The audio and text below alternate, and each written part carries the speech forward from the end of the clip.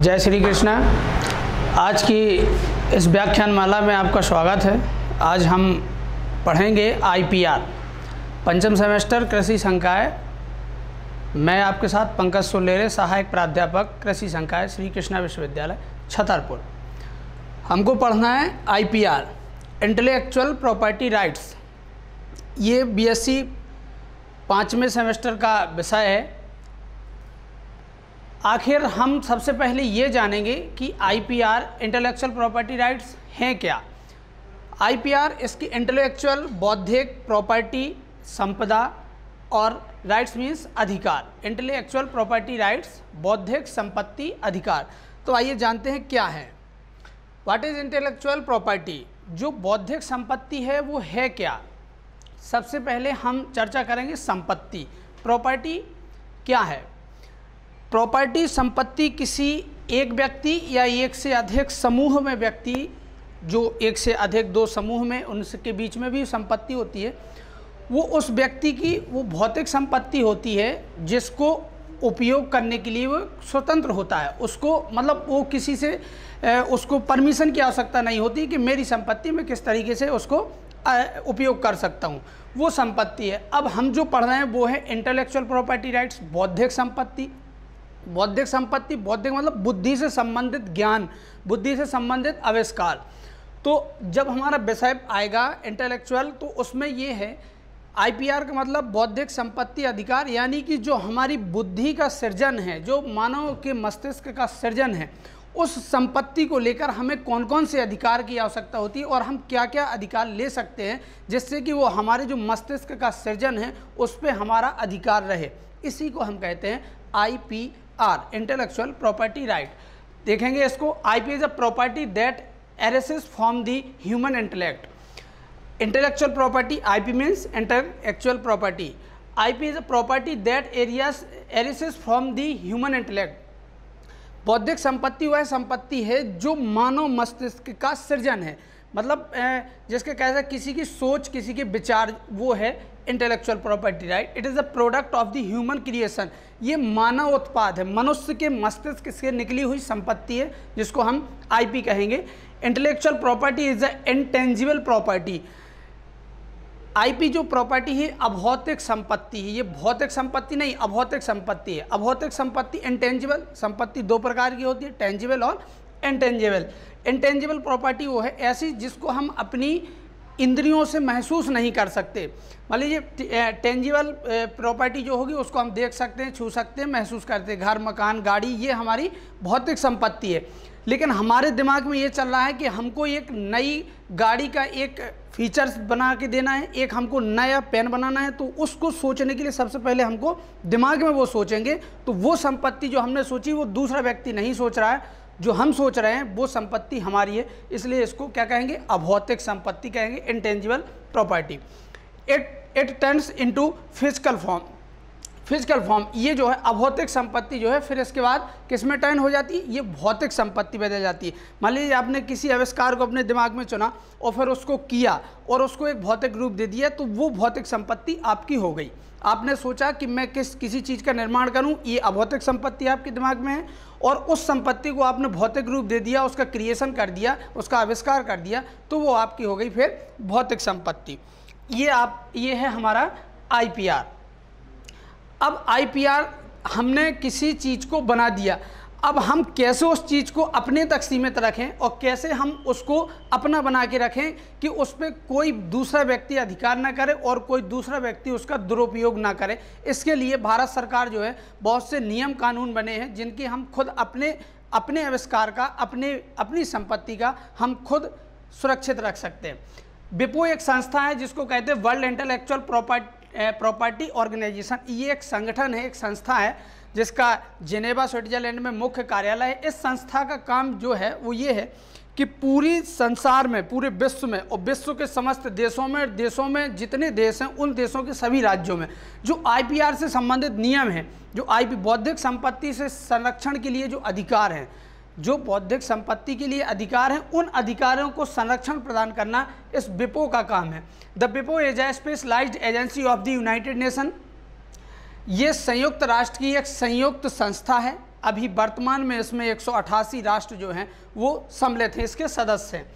It promote the protection of IP through out the world. ये पूरी विश्व में, पूरे संसार में जो आईपी से संबंधित, जो बौद्धिक संपत्ति से संबंधित अधिकार हैं उनको संरक्षण प्रदान करती है। ये संगठन जो विपो के नाम से जाना जाता है।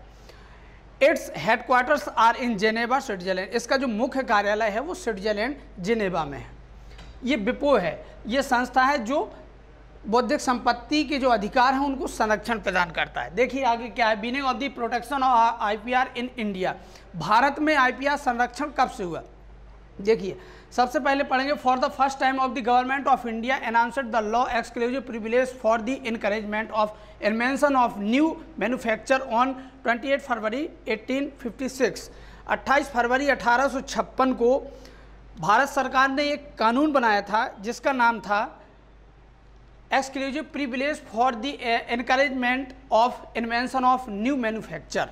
इसका मतलब है कि जो व्यक्ति या जो लोग, वह क्रिएटर्स या वह आविष्कारक जो किसी नए आविष्कार को कर रहा है, उनको प्रोत्साहन देने के लिए एक कानून बनाया गया था। उस कानून, ये वही कानून है exclusive privilege for the encouragement, मतलब उसको प्रोत्साहन प्रदान करना 28 फरवरी 1856 को भारत में बनाया गया।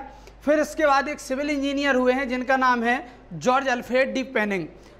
इन्होंने एक मशीन का निर्माण किया था जिस मशीन का नाम है एन एफिशिएंट पुंखा पुलिंग मशीन, जो कि इन्होंने 3 मार्च 1856 को, इन इंजीनियर साहब ने भारत सरकार से अपने इस आविष्कार के लिए, जो इन्होंने जिस मशीन का निर्माण किया था एन एफिशिएंट पुंखा पुलिंग मशीन, इन्होंने भारत सरकार से इस मशीन को संरक्षण के लिए अधिकारों की मांग की थी, जिसको सरकार द्वारा स्वीकार कर लिया गया था। और 3 मार्च 1856 ईस्वी को इनको अधिकार प्राप्त हो गए थे। तो this was the first IPR in India. और हम कह सकते हैं कि भारत में सर्वप्रथम जो आईपीआर लागू हुआ था वो 1856 में था, और यही वो आईपीआर था जो जॉर्ज अल्फ्रेड डी पेनिंग को उनकी एक आविष्कार के तौर पर दिया गया था। भारत में ये पहला आईपीआर था।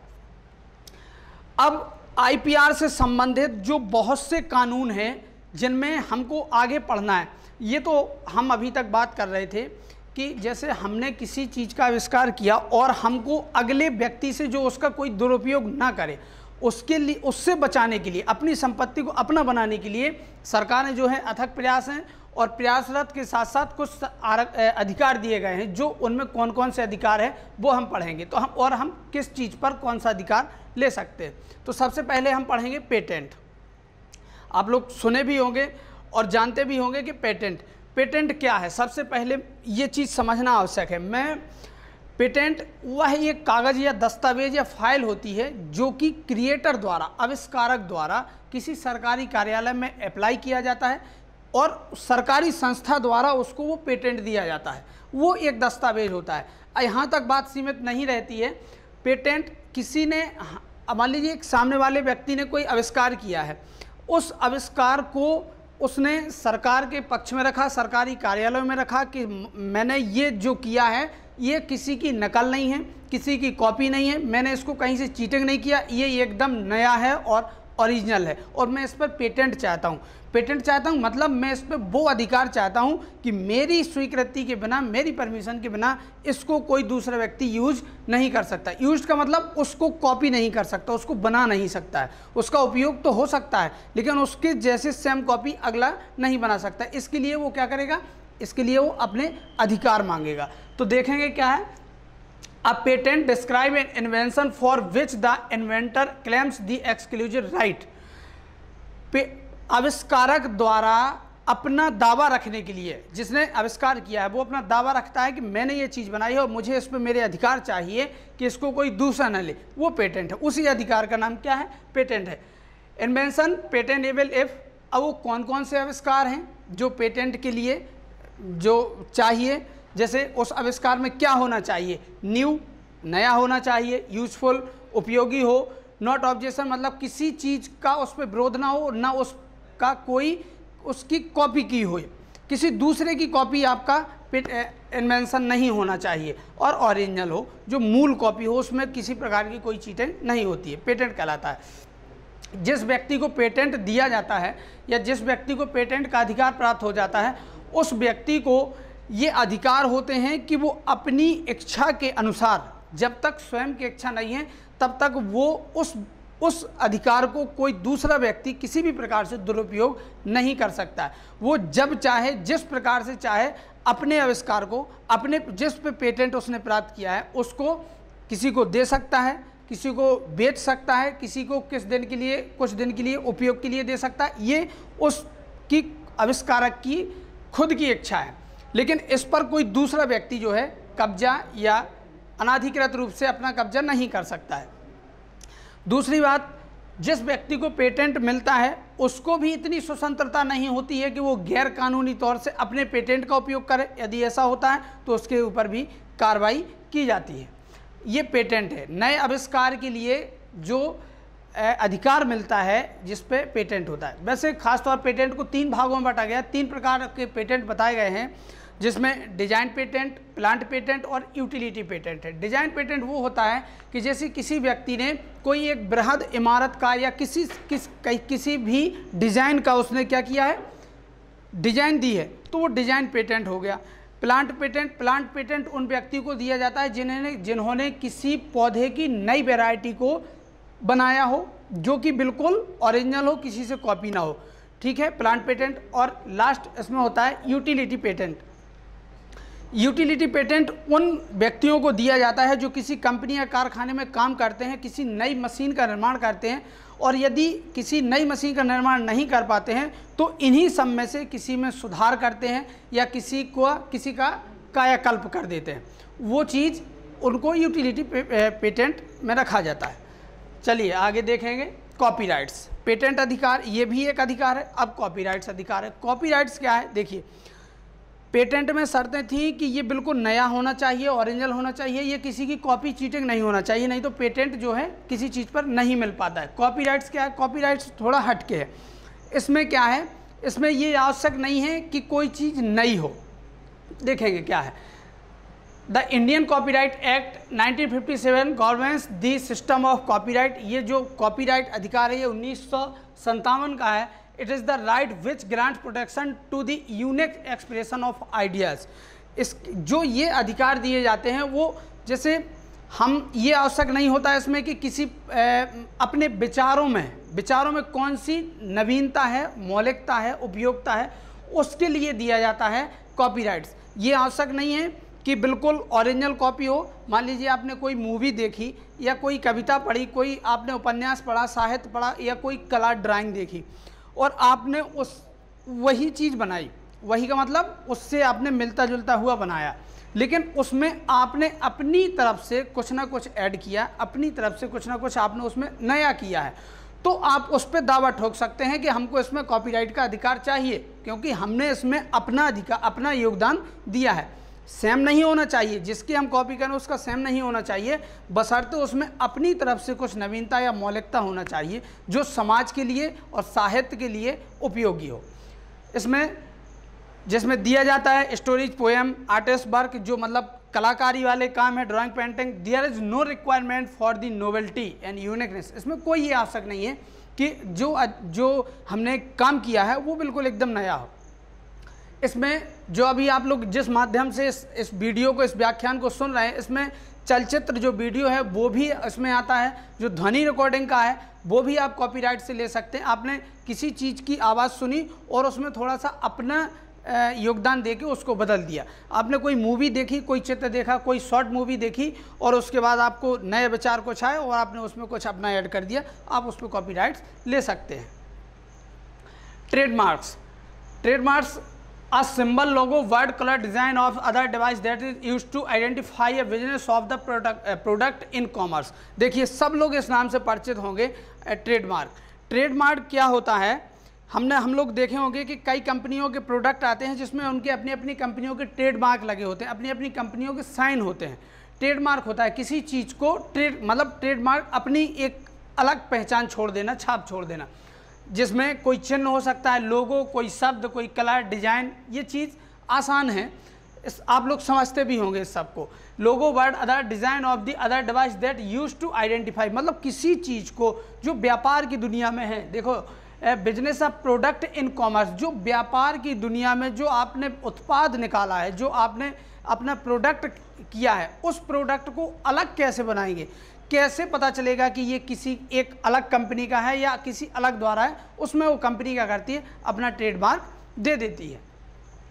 अ trademark is located on a package, या जो पैकेज होंगे उस पर ट्रेडमार्क रहता है, लगा रहता है tick. It is the covered under the act called the trademark act 1999। ये जो हम 1999 का एक्ट है जिसमें ट्रेडमार्क एक्ट का नाम दिया गया था। इस extend to the whole of India, ये लगभग पूरे भारत में हर व्यक्ति जैसे अपनी कंपनी का कोई प्रोडक्ट है उस पर हमने अपना ट्रेडमार्क दे दिया तो वो अधिकार हम ले सकते हैं कि ये चीज़ हमारी है, वो इसको कोई नहीं कर सकता। जैसे आपको एग्जाम्पल आपने देखा होगा कि जो नाइक का शूज़ आता है, जूता आता है नाइक का, उस पर उसका ट्रेडमार्क राइट का चिन्ह लगा रहता है। बहुत से ऐसे हैं जो अपने अपने ट्रेडमार्क देते हैं, अपनी अपनी कंपनियों के देते हैं। ठीक, लास्ट पढ़ेंगे अपन जियोग्राफिकल इंडिकेटर्स। जियोग्राफिकल इंडिकेटर्स कहलाता है जीआई। आप लोग बहुत बोलते भी हैं और ये कई बार सुना भी होगा जिसको हम जीआई टैग कहते हैं। जियोग्राफिकल इंडिकेटर्स कहलाता है जैसे किसी भौगोलिक क्षेत्र में कोई अपनी विशेषता है और उस क्षेत्र की जलवायु से संबंधित, उस क्षेत्र की या कोई बिल्कुल विशिष्टता, अलग प्रकार की विशेषता हो, तो उस स्थान पर अगर किसी चीज़ का बनाया जाए, किसी का उत्पाद किया जाए या कोई चीज़ प्रोडक्शन वहाँ का हो, तो उस पर हम क्या कर सकते हैं, जीआई टैग की मांग कर सकते हैं। यही जीआई टैग है। जैसे पढ़ेंगे a sign used on product that have a specific geographical origin and the process qualities of the reputation that are due to that origin. GI tag वहाँ मिलता है जैसे कोई भौगोलिक क्षेत्र पर कोई विशिष्ट उपलब्धि हो उस वस्तु की, या उस वस्तु के साथ साथ उस क्षेत्र की जहाँ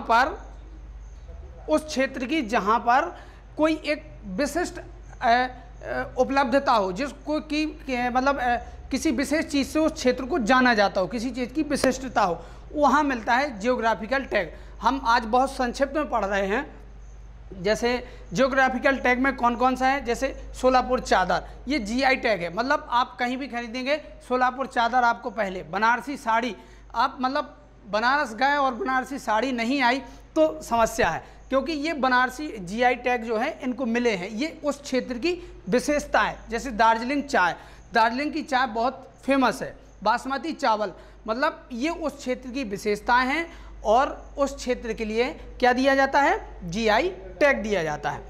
जैसे हम लोग अभी बहुत हमारा मध्य प्रदेश में खजुराहो है जो विश्व प्रसिद्ध है, खजुराहो के मंदिर विश्व प्रसिद्ध है, आप लोग सुनते भी होंगे। आगरा का पीठा बहुत प्रसिद्ध है, आप लोग महोबा का पान भी सुनते होंगे। तो ये सब चीज़ें जीआई टैग जियोग्राफिकल जो उस भौगोलिक क्षेत्र को दर्शाती हैं।